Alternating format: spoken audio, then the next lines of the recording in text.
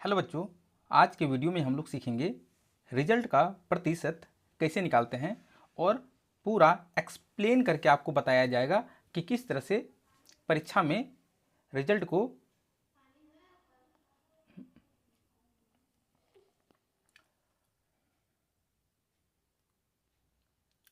Hello बच्चों, आज के वीडियो में हम लोग सीखेंगे रिजल्ट का प्रतिशत कैसे निकालते हैं। यानी कि जब हम लोगों का परीक्षा होता है तब हम लोग उसका जो प्रतिशत निकालते हैं किस तरह से निकालते हैं पूरे एक्सप्लेन के साथ बताया जाएगा, ठीक है ना। और जो हम लोगों का परीक्षा होता है ना, उसमें जो मेन सब्जेक्ट होता है वो होता है हिंदी, इंग्लिश, गणित, विज्ञान, सामाजिक विज्ञान और संस्कृत।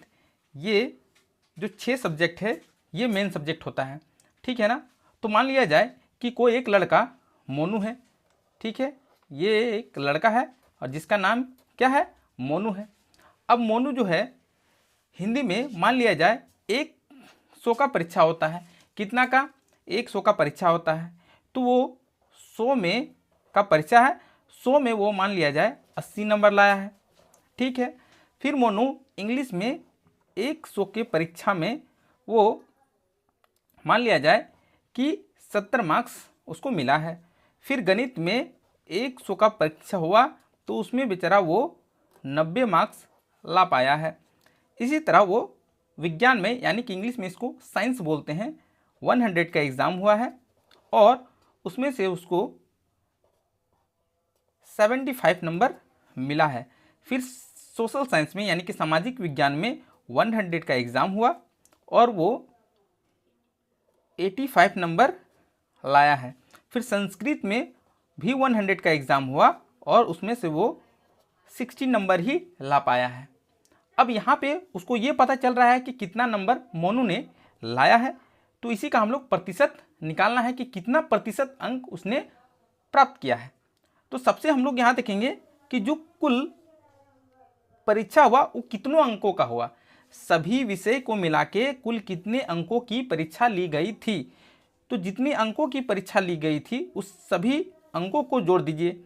यानी कि यहाँ पे 6 सब्जेक्ट है, 1 2 3 4 5 6, यानी कि कुल परीक्षा 600 की हुई। कितना की परीक्षा हुई? 600 की। अब ये जो है ना, ये मेरा प्राप्तांक है, कितना नंबर लाया मोनू, कितना नंबर लाया है कि नहीं, 600 में से कितना नंबर लाया। तब यहाँ जोड़ेंगे तो हो जाएगा 5 और 5 10 का 0, हाथ में 1 यहाँ पे लिख देते हैं। यहाँ पे 8 और 1 9, 9 और 7 16, 16 और 9 कितना हो जाएगा, 16 4 20 5 25 और 7 25 7 हो जाएगा 32, 32 और 8 40 और 6 46 नंबर।